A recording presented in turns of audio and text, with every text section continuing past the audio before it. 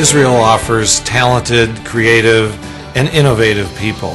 Many of the companies that grow in Israel become global players, and if we can start with them early, as they grow globally, they can become some of the most powerful companies in the world. This is a cutting-edge community.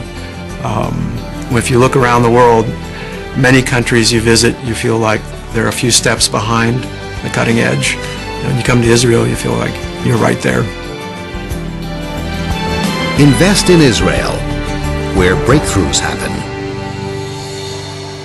Welcome back to Global Village. I'm Buddy Konanan. Tonight's topic is Israel. Unfortunately, the ambassador had to be called off urgently, but joining us still now is Itamar Guerrero of the Israeli Chamber of Commerce in the Philippines. Hey, Itamar, nice to have you again back on for fourth and final segment.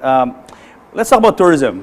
What can people do and see in Israel? Because we touched on a little bit of that in our third segment. We talked about, okay, the biblical sites and all that. Right. But what do you like to do in Israel? What can a young person looking for fun do there? Huh? What I like to do in Israel? Well, it's the Tel Aviv beach is an amazing beach. And, you know, you can compare it to a lot of the major beaches around the world for tourism and for holidays. So I'm a big fan. I used to live in Tel Aviv for 10 years. And a Saturday thing is to drink beer on the beach with watermelon and feta cheese. And that goes very, very well together. But the thing is that people say pilgrimage, and that's true, but there are a lot of artifacts in Israel that are not necessarily pilgrimage related, but they have been there for 1,000, 2,000 years, like old aqueducts and old fortress, buildings to see. And I've taken people from the United States to Israel, and they said, in our country, the oldest building we can see is maybe 100, 150 years old, and here we can see a structure that was here for 2,000 years. So it's breaking away a bit from the pilgrimage and trying to see up north all sorts of Kalat and Namrud, all sorts of fortresses that have been there since the Roman times and the Turkish time. Yes. Seeing things that are really impressive to see. Caesarea, if you've been there. Yes, how was your experience in Israel? I mean, lovely. When I was in Israel, I was there for several times, and the last time was quite a bit, and I stayed mostly in Jerusalem. I mean, okay, granting that Jerusalem is really one of the awe-inspiring city. Absolutely. I mean, I can't think of any city quite like Jerusalem. And what makes it special is that, it really is, the meeting place of three religions, right? Right. Considering it very holy. And, there's so much to uncover in Jerusalem. And there's a saying that, when you dig in Jerusalem, you'll hit something. You don't know what you'll find. You're going to uncover something. Only a few years ago, they started opening the tunnels under the Kotel, under the Western Wall. They discovered that there was a city under. And now you have a tour that goes really underground and shows you actual people's houses. And because when the Romans destroyed the temple, everything was buried under. And then people came and started again. So you can't even know how many layers more you have there, but this tour is a very recommended one. So you can call it pilgrimage or kind of just historical sightseeing. It's really interesting to see. How many days would you recommend someone, let's say, the typical visit to Israel, how many days should it be?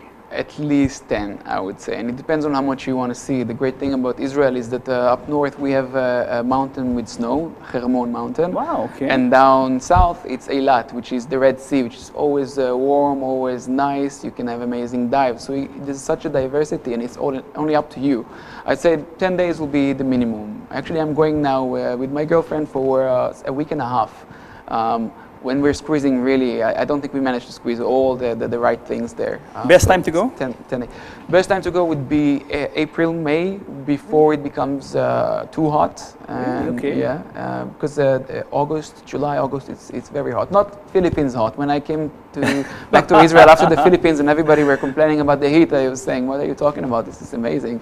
So, August will be the summer holidays. So it's very hip and happening. So if you're the young crowd, would enjoy street parties and many, many happenings in Israel. Sounds very enticing. I'm actually going to be in Hong Kong for a few days and a month. And Cathay Pacific, yeah, best way to go to Israel. Yeah, special flights, special deals. No? Yeah, amazing deals. And hop on over to Israel. Yeah. Before we go, would you like to say something to the audience? Maybe invite them to visit your beautiful country.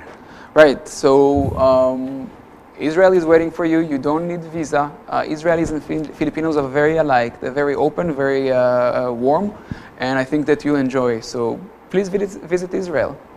Thank you very much, Itamar. Thank you very much. More power to you, and of course, the Chamber. Thank you. Thank you very much. So guys, I hope you enjoyed today's topic. Israel joins us next week here for another episode of Global Village, and let us take you around the world. Till next week, you all have a good evening.